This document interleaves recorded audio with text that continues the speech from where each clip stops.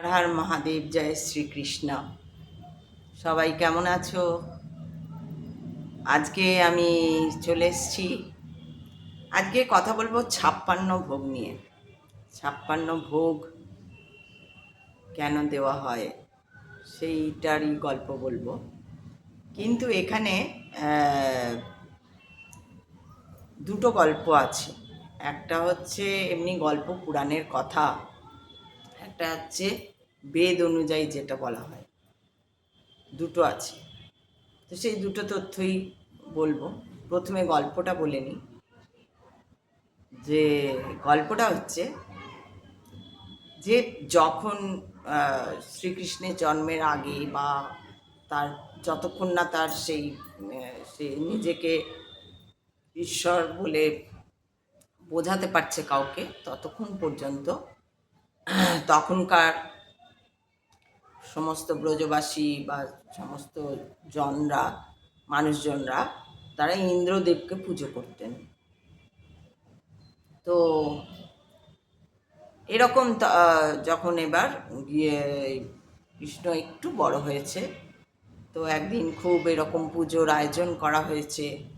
তো তখন স্বয়ং কৃষ্ণ তার নন্দরাজকে জিজ্ঞেস করছেন যে, বাবা, কিসের জন্য পুজোর এই আয়োজন হচ্ছে? তো বলছে পুজো হবে। বলছে কার? বলছে ইন্দ্রের পুজো হবে। ইন্দ্রকে।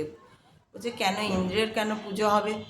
বলছে যে ইন্দ্রই তো আমাদের বৃষ্টি দেন, এবং বৃষ্টির জন্য সঠিক সময় সঠিক বৃষ্টির জন্য আমরা এই যে আমাদের জমিতে সমস্ত ফসল হয়, জমি উর্বর হয়ে ওঠে, শস্য শ্যামলা হয়ে ওঠে, এবং আমরা বিভিন্ন রকম শাক সবজি ফসল আর ফল মূল সব এই বৃষ্টির কারণে আমরা পাই। সঠিক সময় সঠিক বৃষ্টির কারণে আমরা এগুলো পাই, তার জন্যই আমরা আহার করতে পারি বা খেয়ে নিজেদের জীবন ধারণ করি।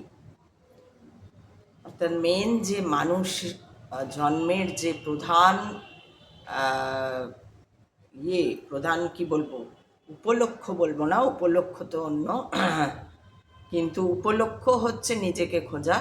প্রধান একদম উদ্দেশ্য যেটা বলে, তো সেইটা হচ্ছে নিজেকে খোঁজা। এবার নিজেকে খুঁজতে গেলে যে একটা স্প্যান আছে, জন্ম থেকে 100 বছর পর্যন্ত, এই জীবনটা পার করবে কি করে? না খাওয়ার মাধ্যমে। খেয়েই তোমাকে বেঁচে থাকতে হবে। জীবের হচ্ছে আহার, খাওয়া। না খেলে কিছুই হবে না। এই যে চারপাশে যদি বলো যে খাওয়ার জন্যই কি জন্ম, না খাওয়ার জন্য জন্ম না, তোমার তোমার জন্ম যে হচ্ছে, সেই জন্মের সত্যতা যতক্ষণ না পাচ্ছ ততক্ষণ তোমার জন্ম সার্কেল হয়েই যাবে। আর সেই জন্ম সার্কেলটা যতক্ষণ পর্যন্ত আছে, সেই যে স্প্যানটা, ওই স্প্যানটা কাটাবে কি করে? না সেখানে চাই আহার।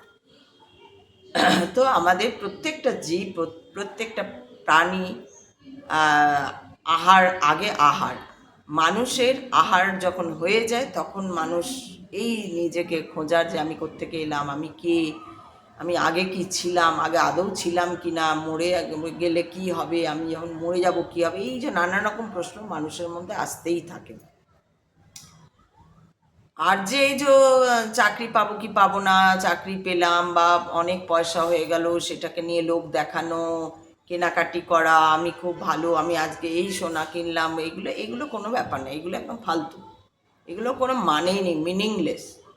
আর যেটার মিনিং আছে সেটা হচ্ছে ওই আহার সংগ্রহ করা, আহার করা, এবং ওই আহার সঠিক সময় সঠিকভাবে আহার করার মাধ্যমে নিজেকে সুন্দরভাবে নিয়ে যাওয়া, এবং সেই উপলক্ষ্যটার দিকে নিয়ে যাওয়া যে উপলক্ষে আমার জন্ম হয়েছে, বা মানব জাতির, আমি এই ক্ষেত্রে আমার বলতে মানব জাতির কথা বলছি, বা প্রাণীর কথা বলছি। এবার প্রাণী, অন্যদের প্রাণীদের ছেড়ে দিচ্ছি কেন?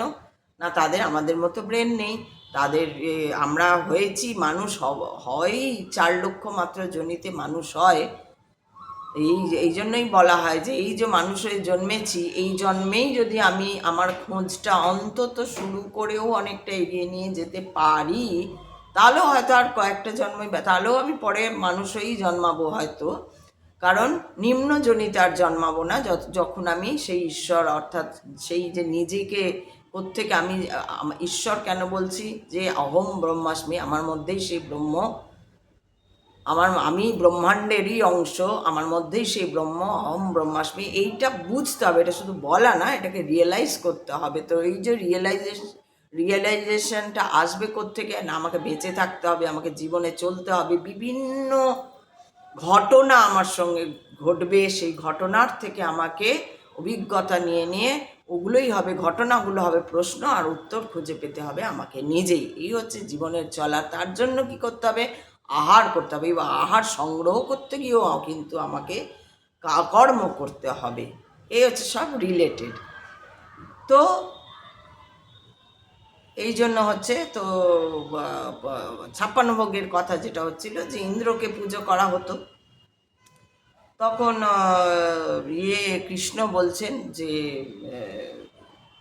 ইন্দ্রকে কেন না, ইন্দ্রই তো করে, বলছে আচ্ছা গিরিরাজকে কেন পুজো করা হয় না? গিরিরাজ্যে তো, যেখানে গিরি পর্বত আর কি, গোবর্ধন পর্বত যেখানে, বলছে গোবর্ধন পর্বত, ওখানে তো গাইয়ারা চড়ে, গাইয়ারা তাদের ঠিক মতন ওই ঘাস যা খাওয়ার, তাদের ঘাস পাতা যা খাওয়ার সেইখান থেকে ভালোটা পায়, তারা ওইখানে ভালোভাবে খেতে পায় বলে তাদের দুধ, এবং সেই দুধ থেকে দই, ঘি, মাখন বা দুগ্ধ জাতীয় যে খাবার, এবং যেটা আমাদের শরীরের পক্ষেও ভালো বা সেটা আমরা পাই, তাহলে আমরা গোবর্ধন গিরিরাজকে পুজো করব না কেন?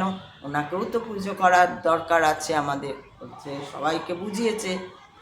আর শুধু গরুর নয়, গরুর আমাদের কি বলে, দুধ নয়, গরুর গোবর যে হয় সেখান থেকে, আগেকার দিনে আমরাও জানি, আমরাও ছোটোবেলায় দেখেছি যে গরুর গোবরের যে ছাই, সেই ছাই আমাদের অনেক কাজে লাগতো। আমরা তো ছাই দিয়ে দাঁতও মেজেছি, তো খুব নিট অ্যান্ড ক্লিন ছাই হয়, আর দাঁত খুব পরিষ্কার হয় তাতে। আর একটা হচ্ছে সেই ছাই দিয়ে বাসন খুব ভালো পরিষ্কার হয়, বাসন খুব ভালো পরিষ্কার হতো আগে। এবং সে গরমকালে সেই ছাই অনেকে মানে বলে যে গায়ে মেখে থাকতো, তাহলে হচ্ছে যে একটা গরম লাগতো না, খুব বেশি গরম লাগতো না ছাই মেখে নিলে। তো সেটা আরও আগের ব্যাপার, আমাদের সময় এসব দেখিনি, কিন্তু শুনে এসছি আমরা যে এই ছাই মাখা হতো। এবং জ্বালানি হিসাবে তখনকার, আমরাও ছোটোবেলা আমাদের উনুন জ্বলতো, যখন আমরা গ্যাসও তখন চলে এসছে, কিন্তু উনুনও ছিল, গ্যাস তো একটা সিলিন্ডার, তখন একটা করে সিলিন্ডার হতো। স্বাভাবিক আমাদের সময় আমি বলেছি, আর বিশেষ করে আমাদের ফ্যামিলিতে সব সময় মানে অনেকজন মিলে একটা ফ্যামিলি ছিল, তো অনেকজনের রান্না ওই একটা সিলিন্ডারে হওয়ার ছিল না। বিশেষ করে শীতকাল, তখন তো আর এরকম 1 মাস শীতকাল ছিল না। শীতকাল মানে একদম অক্টোবর, নভেম্বর, ডিসেম্বর, জানুয়ারি পর্যন্ত শীতকাল থাকতো। অক্টোবর থেকে একটু একটু করে পড়তো, ডিসেম্বর, জানুয়ারি, ফেব্রুয়ারি পর্যন্ত শীতকাল থাকতো। তো সেই যে শীতকালের যে ভাব, সেই শীতকালে গরম জল করা, এই করা ওই করার জন্য উনুন আমাদের জ্বালতে হতো। সেইখানে লাগতো ওই গোবরের ঘুঁটে। তো এরকম অনেক কাজে ব্যবহৃত হয়। তো সেই জন্য বলছে যে গাইয়ারা যে দুধ দেয়, তো গোমাতা যে দুধ দেয়, সেই দুধ তো আমরা খাই, তাহলে ওদের গোবর্ধন পাহাড়কে, অর্থাৎ গিরিরাজকে আমাদের পুজো করতে হয়। আচ্ছা, হ্যাঁ ঠিক বলেছো, সবাই বুঝেছে। তো বুঝেছে, এবার সবাই মিলে গোবর্ধন পাহাড়ের পুজো করেছে।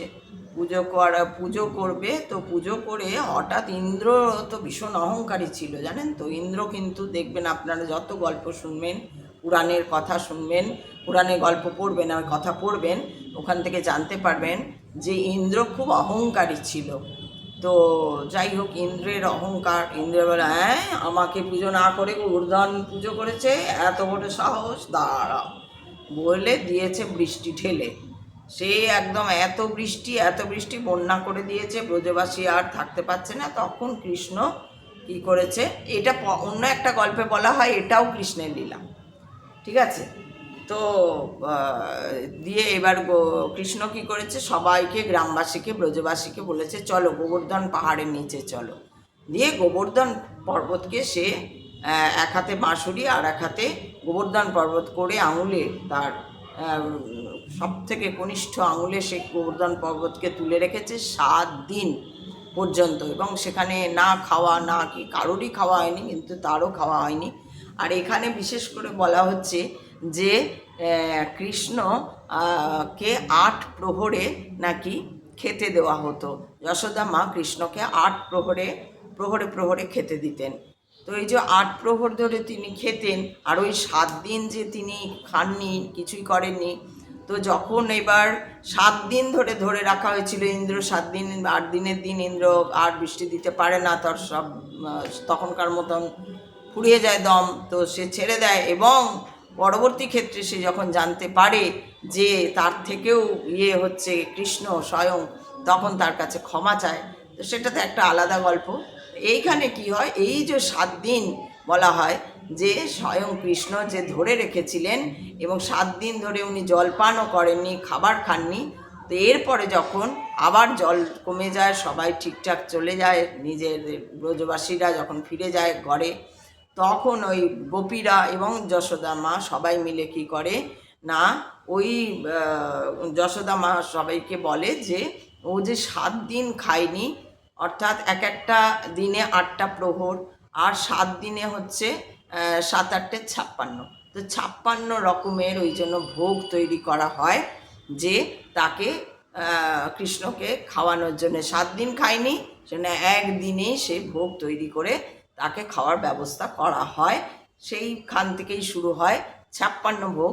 এবং এই 56 ভোগ বলা হয়, পুরাণের কথায় বলা হয় যে এই 56 ভোগ হচ্ছে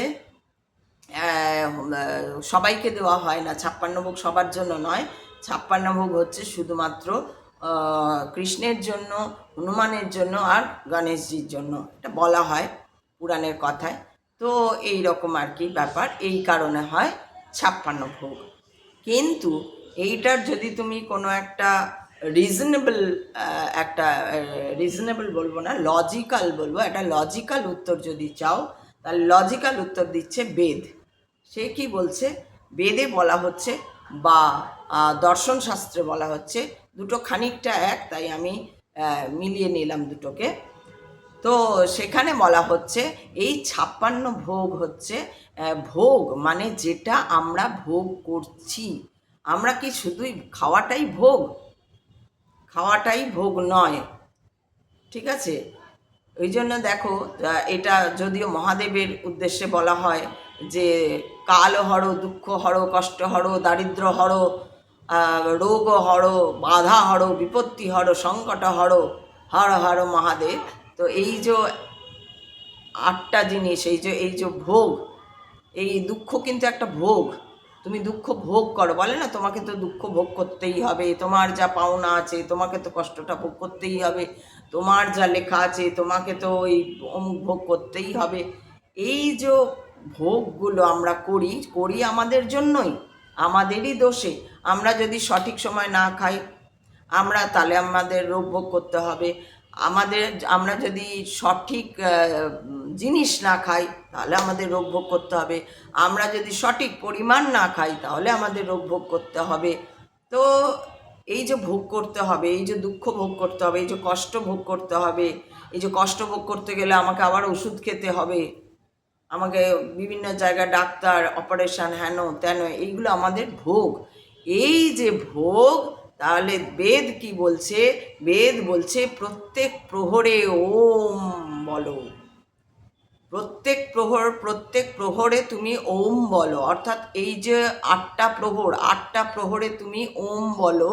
ওম বলে তোমার এই যে ভোগ, তোমার যে দুঃখ ভোগ, কষ্ট ভোগ, যাই ভোগ তখনকার মতো থাকুক আর না থাকুক, তুমি সেটা সঁপে দাও ব্রহ্মাণ্ডের দিকে, ব্রহ্মাণ্ডকে সঁপে দাও, যে আমার যা কষ্ট সব আমি সঁপে দিলাম, আমি সারেন্ডার করলাম, আমার যা দুঃখ আমি সারেন্ডার করলাম, আমার যা দারিদ্রতা আমি সারেন্ডার করছি তোমার কাছে, এই যে ভোগ দান করে দিচ্ছি তোমাকে।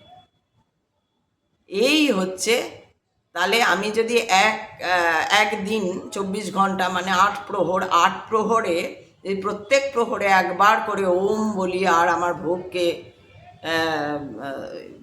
দান করে দিই, মানে ভোগকে দিয়ে দিই আর কি, ভোগটাকে সমর্পণ করে দিই ভোগটা, বা নিবেদন করে দিই, যাই করে দিই, সেখানেও কিন্তু ওই ভোগটাই আসছে। তো ওই ভোগটা দিয়ে দেওয়া, অর্থাৎ আমার মধ্যে যে ভোগান্তি, যে ভোগ, আমার যে দুঃখ ভোগ, আমি ওম আমার দুঃখ হরো, আবার ওম আমার কষ্ট হরো, আবার ওম আমার দারিদ্র হরো, আবার ওম আমার সংকট হরো।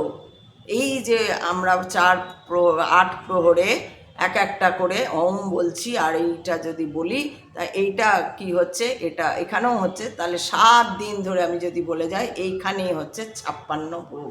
আর এটা আমার লজিক্যালি ইয়ে হিসাবে, দর্শন হিসাবে এটা বলা হচ্ছে।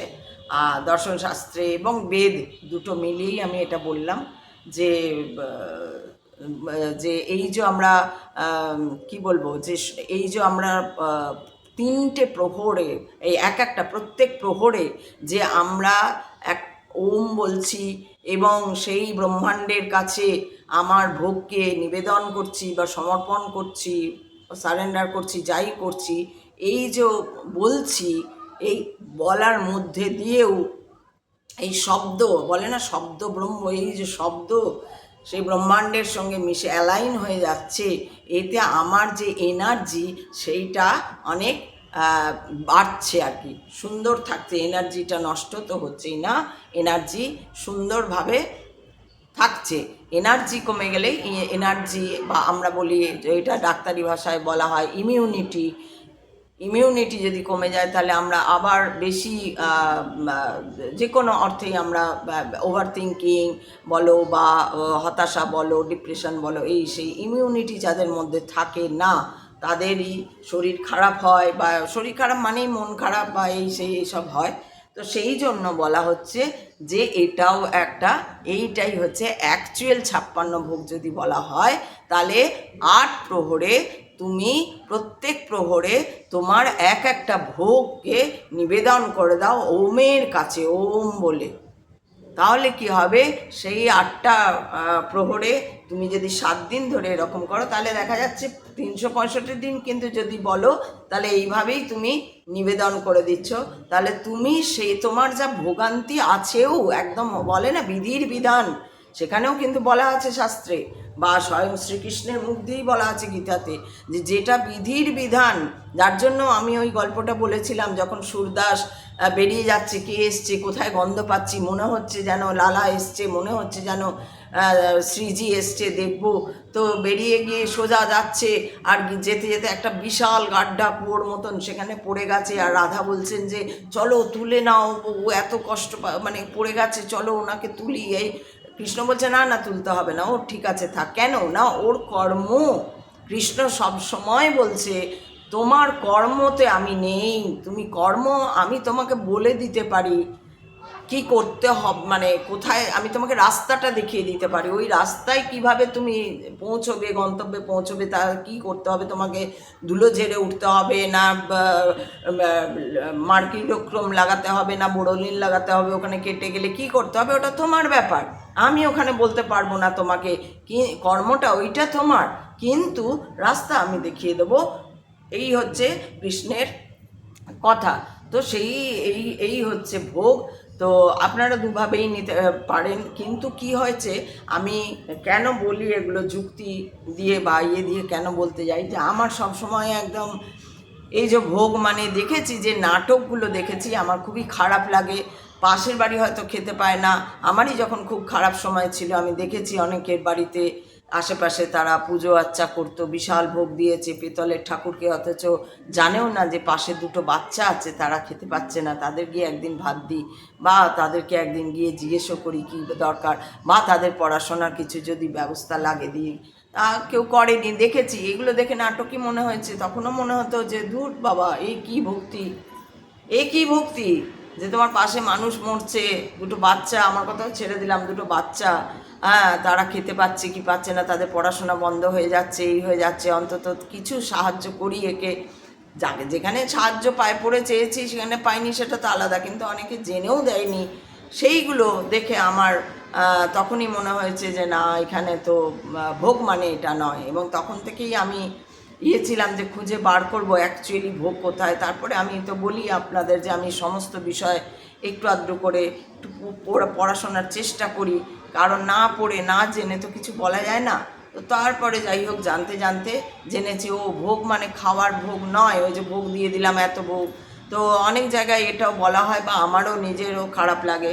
এই রিসেন্ট একজন আমার বাড়িতেই গেস্ট হয়ে এসেছিলেন, তো শুনছিলাম উনি সে মেয়েটি উনি মানে যাই হোক ও মেয়ে আর মেয়ের বয়সী মতন, তা ও নাকি গোপাল 3টে গোপাল ওর ঘরে, ও বলছে আমার 3টে গোপাল আছে, আমি তা ওদের কি খেতে দেয় না, চিপস আর চকলেট। তো এইগুলো শুনে খুবই বিরক্তিকর লাগে, খুবই বাজে লাগে। যে আমার মনে হয় মানুষকে খাওয়ানোই হচ্ছে আসল, গোপালকে খাওয়ানো। কারণ এখন তো স্বয়ং কৃষ্ণ লালা দাপর যুগ নয় যে তিনি আছেন, তিনি বিরাজ করছেন, তিনি ওইভাবে লীলা করছেন, তিনি এখন অন্যান্য মানুষের মধ্যেই তিনি রয়েছেন, মানুষের মধ্যেই তিনি লীলা করছেন। সেটা অবশ্যই ঠিক, সেখানে কোথাও অস্বীকার করার জায়গা নেই। সেজন্য আগে যেখানে বারবার বারবার বিভিন্ন কথায়, বিভিন্ন শাস্ত্রে, বিভিন্ন জায়গায় একটাই কথা বলা হয়েছে, যেখানে জানবে মানুষ অসহায় হয়ে পড়েছে, তার আর কিছু করার নেই, যেখানে সেইখানে ঈশ্বর আছেন।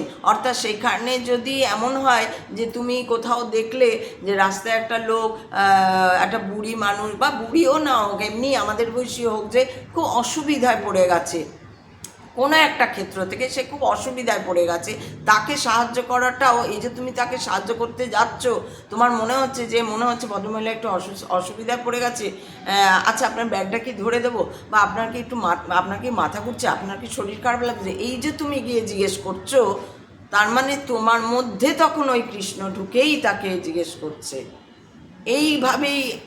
এইভাবেই দেখতে হয়, এখনকার দিনে এইভাবেই দেখতে হয়।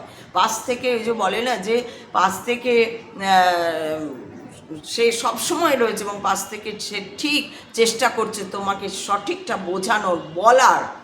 এবার তুমি শুনতে পাচ্ছ না, যদি তোমার মধ্যে সেই ভোগের আস্তরণ পড়ে থাকে, ওই 56 ভোগ তুমি দেখছো, আচ্ছা এই ওই ওই ওই ওই ওই তার সঙ্গে আজকাল তো দেখি চকলেট, চিপস, হেন তেন সব ধরে দিয়ে দিচ্ছে, ওগুলো কোনো ভোগের বস্তুই নয়। এমনিও ভোগ নয়, তেমনিও ভোগ নয়, ওগুলোও ফেক, তুমিও ফেক। ওগুলো যে দিচ্ছে তার মধ্যে কতখানি ফেক আছে, তার মধ্যে তো পুরোটাই মানে কত ভোগের আছে, সে দারিদ্রতা রয়েছে, সে তো বোঝাই যাচ্ছে। তো সে চকলেট আর দিচ্ছে, মানে জ্ঞানের অভাব রয়েছে এখানে প্রচণ্ডভাবে, তাই চিপস আর চকলেট আর অমুক তসুক দেওয়া হচ্ছে। তো কী দিতে হয় ভোগে সেগুলোও বলা আছে, যে 6টা রকমের রস থাকবে, তিক্ত মানে তেঁতোর রসটাও থাকবে, নিম থাকবে, নিম বা যে কোনো তেঁতো, টক থাকবে, আর নামকিন যেটা বলে যে নোনতা জিনিসও কিছু থাকবে, আবার মিষ্টি থাকবে, ক্ষীর থাকবে। 6টা রস এরকম বলা হচ্ছে যেগুলো থাকবে। সেই 6টা রসের মধ্যে তুমি যত কিছু বানাতে পারো, বানিয়ে দিতে পারো, তুমি নাও দিতে পারো, তুমি 11টাও দিতে পারো, কারণ 6 আর 5 11, 2টোও দিতে পারো, 1 আর 1 2। তো যাই হোক, এটাই ছিল আজকের কথা। তো আমি বলবো, যারা সত্যিকারে লজিক্যালি যে জিনিসগুলোকে দেখতে চাও, কেন কৃষ্ণই লজিক, কৃষ্ণ স্বয়ং, কৃষ্ণ ইকুয়াল টু লজিক। তাই লজিক ছাড়া কৃষ্ণকে দেখা বা কৃষ্ণের কথাগুলো পড়া, যার জন্য আমি প্রত্যেকটা কথাতে কিন্তু মেসেজ দিচ্ছি যে কি হিসাবে আমাদের দেখানো হয়েছে। তো যাই হোক, আজকে এটা শেষ করলাম, কালকে আবার আসবো নতুন কোনো মেসেজ বা নতুন কৃষ্ণের কোনো কথা নিয়ে। হরে কৃষ্ণ কৃষ্ণ কৃষ্ণ হরে হরে, হরে রাম রাম রাম হরে হরে। নমঃ ভাগবতে বাসুদেবায়, নমঃ পার্বতী পতে, হর হর মহাদেব শিব শম্ভু। সবাই তোমরা ভালো থেকো, আনন্দে থেকো, কৃষ্ণের মতন লজিকের উপর দাঁড়িয়ে কর্ম করে যাও, তাহলেই দেখবে জীবন শুধরে যাবে। চললাম।